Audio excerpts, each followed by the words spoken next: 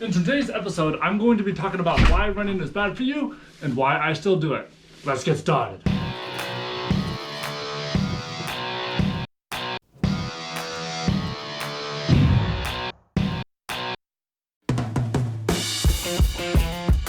Whenever running is discussed, there often seems to be a discussion of injuries. People talk about hip injuries, foot injuries, knee injuries. This happens to the degree that people begin to question whether or not running is actually something that they should pursue for a fitness activity, and will opt for other things like swimming or biking or hiking, whatever floats their boat. I still pursue running, so that is what we're going to be talking about today. A number of factors that influence injury when running. One of them is genetics. Another one happens to be the amount of impact the foot has on the ground. Now, Harvard studies have shown that the impact ranges from 1.5 to 3 times body weight with each step. Compound that mile after mile with each foot strike, and injuries seem inevitable. Studies that have aggregated a vast number of studies and tried to parse out some results to determine the rate of injury that running causes, they found that the rate of injuries ranged between 20 and 90%,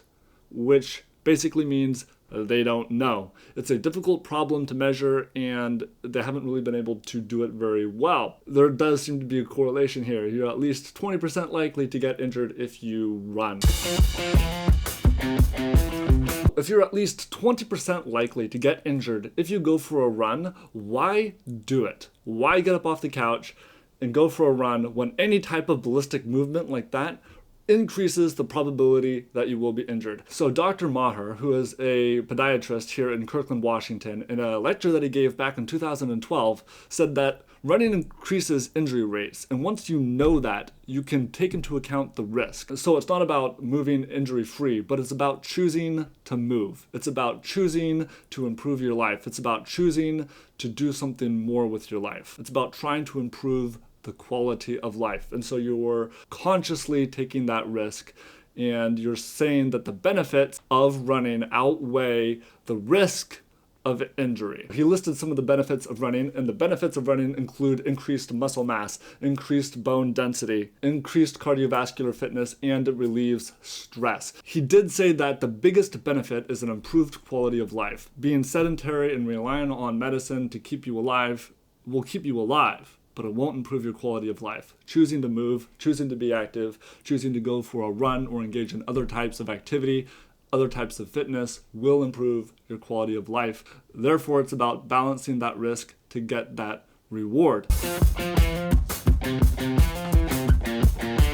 A while back, I read an article from The Economist where they discussed the economics of workouts and which ones get you the most bang for your buck, specifically in calorie burning power. And according to the research that they cited, there are few activities that burn more calories per 30-minute workout segment than running. The couple that they listed are boxing and canoeing, but they do not have as wide of an access to the American public as running does, where in 2015, 48 million people strapped on their running shoes, where only 5 million people strapped on their boxing gloves. So we've talked about balancing the risk versus the reward. We've talked about improved muscle strength, bone density, cardiovascular fitness, and being able to process stress better. We've also talked about the improved quality of life. Those are all great reasons, but why do I do it? Why do I strap on my running shoes? Why do I go for a run? I like it. I do. I like the feeling of the wind in my hair. I don't like running in gyms. I don't like treadmills. I like being outside. I like the wind in my hair. I like the ground under my feet. I like to feel like I'm going fast. And you don't feel like you're going fast on a treadmill. At least I don't. Let me know in the comments below, what is your favorite exercise? What is it that you like doing? I'll be putting the links to Dr. Maher's lecture in the description below. Be sure to check that out if you want a more in-depth analysis of running, specifically minimalist or barefoot running. I'll also be linking the Economist article in the description below for further reading if y'all's interested. Check it out if you like. I'm running faster than some of the cars on the freeway right now. This is awesome. Okay, some of them are still going faster than me, but they're cars. It's not a fair race.